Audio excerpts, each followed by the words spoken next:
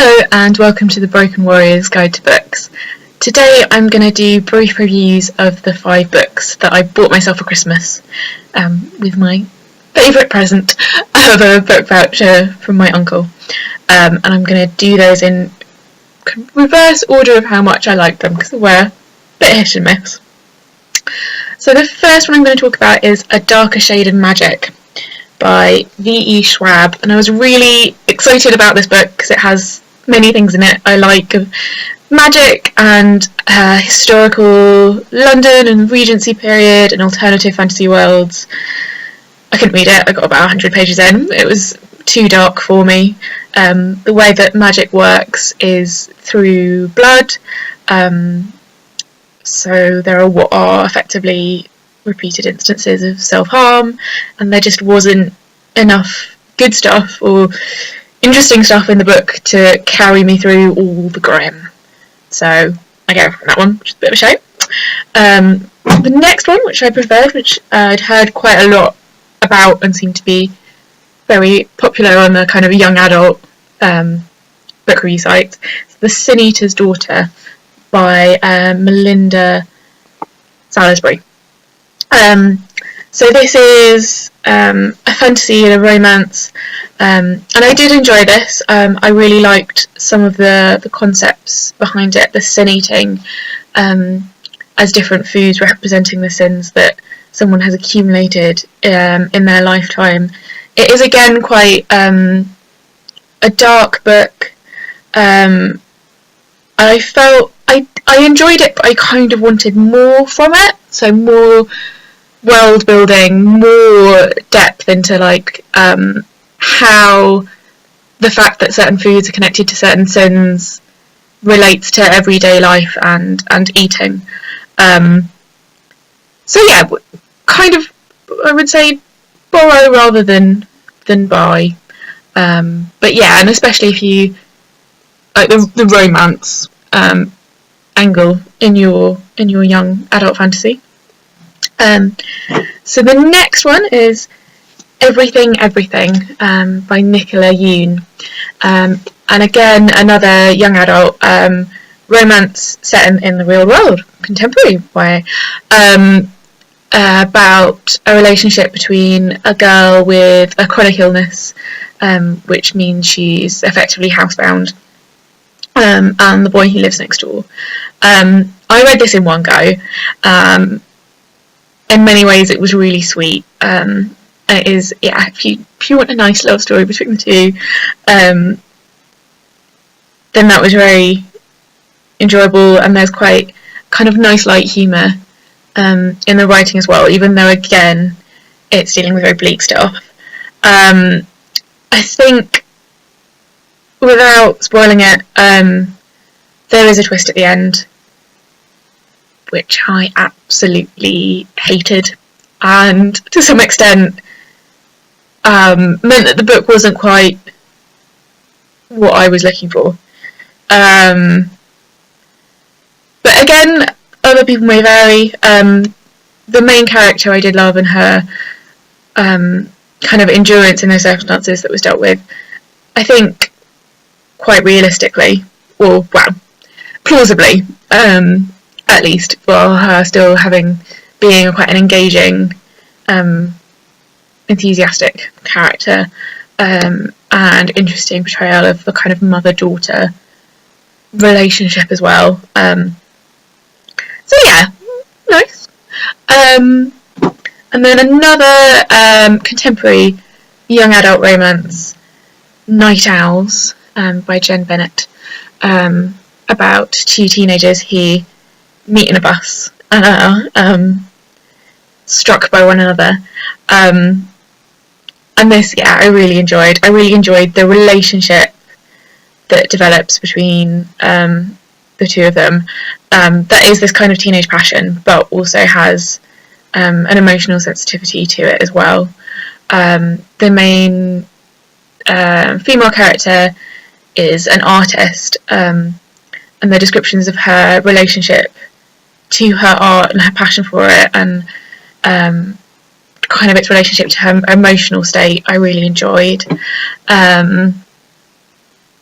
there is some really dark stuff in there, particularly to do with mental health,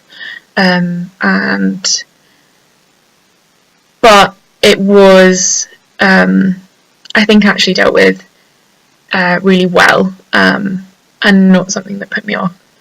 There was a slight, again, I found the ending a little bit unsatisfying, just because there was a magical everything is saved because someone is rich and generous moment, which I haven't had happen in my life. I don't think it's real. And so it was a bit meh for me. But, you know, as a young adult in a romance, it kind of does have the ending that you want it to have, and that's no bad thing. So the next one, and the final one, the one that I absolutely loved, is Shadow Scale by Rachel Hartman. And this is the sequel to Seraphina,